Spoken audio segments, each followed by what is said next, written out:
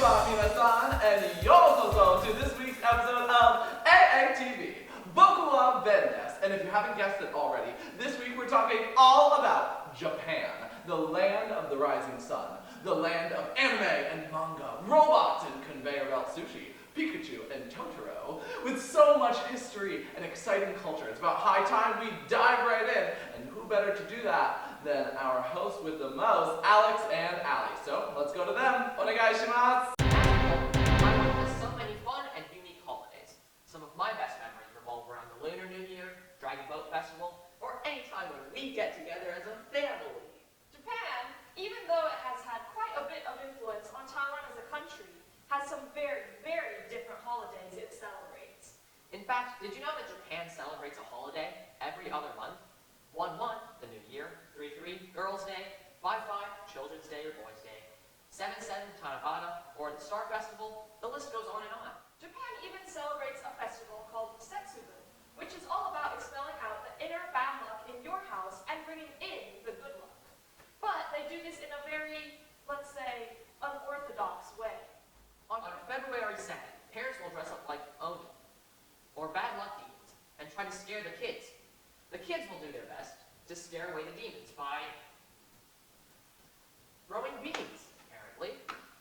Let's go to the pufferfish and see the different kinds of holidays Japan celebrates, and maybe even get a peek at them celebrating the bean throwing day. Oni wa soto, fuku wa uchi. When I give you the beans, we're going to say, let's celebrate Setsubu. Very good. 1, 2, 3, 4, 5, 6, 7. What do you say? Let's celebrate Setsubu.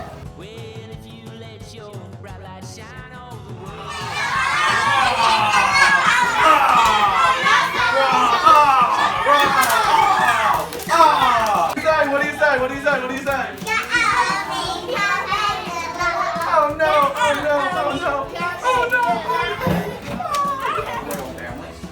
These are the gardeners. This is these are little gifts. These are special gifts for the girls. Yeah? Let's say Happy Girls Day! Make your spinners. Make your spinners. Boys go first. Boys go first.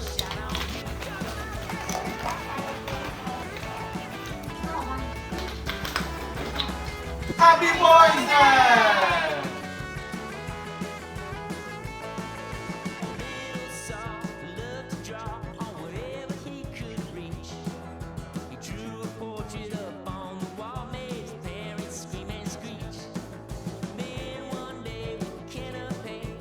Japan, being a mountainous island separated from the rest of the Western world, has, over the course of hundreds of years, developed its own unique form of art.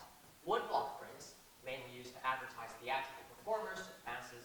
Pottery, which used gold to repair that which was broken, to make better than before. Akebono, flower arrangements.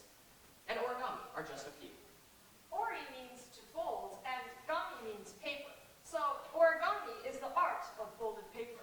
And if you have clumsy fingers like myself, some cranes might turn out looking embarrassingly. A crumpled piece of paper. Did you know that the Japanese believe that if you fold 1,000 paper cranes, you'll be granted one wish? It's definitely not an easy feat, but maybe something worth trying out. What would you wish for? Let's take a look at the pufferfish and their attempt at folding their own paper butterflies, cootie catchers, and maybe even 1,000 paper cranes. The folds, okay? Perfect. And fold it, and you want to really just like this. Yep. And we can just like that. That's perfect. That's amazing. That's perfect. That's perfect. Very good. That's perfect. That's perfect. Over it. See, line here, line here, line here, line here. So line. Fold this up to the top. Like that. Past the top. Do you see it's past the top?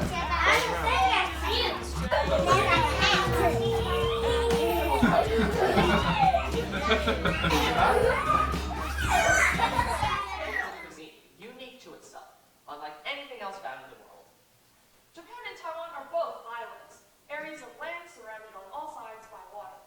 Japan itself is made up of 4 islands: Honshu, Hokkaido, Shikoku, and Kyushu. Because of that, lots of the food and supplies used in both countries are inevitably tied to the sea. You may have heard of sushi, okay? Raw fish? Well, it's actually considered any food that's over a special kind of Japanese vinegar rice. That's super, super sticky. And today, we're going to watch the manta rays get their fingers a little messy and make their own sushi. They will be using vegetables, eggs, rice, and seaweed, and folding it all up into one. And when you eat it, don't forget to say, Itadakimasu. That means bon appetit, or let's eat, but it's mostly used as an acknowledgement of the work that went into preparing the food that's in front of you. That goes for the farmers who helped cultivate the rice, vegetables, and eggs, Those who transported and stored the goods in the grocery store, and all that went into preparing the sushi that you're eating now. It's important to acknowledge the work and effort that was made into bringing the food to your table. we all should be mindful eaters. And on that note, Itadakimasu! It's very important that we cut long and thin so they roll up very nice in our sushi.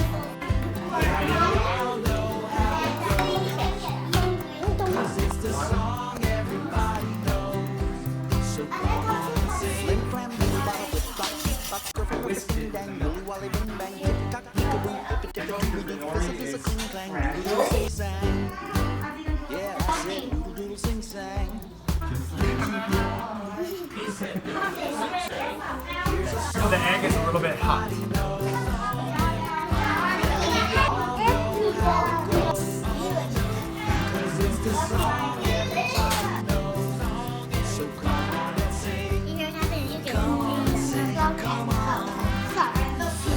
Is it easier to lift one snake than it is to lift two snakes?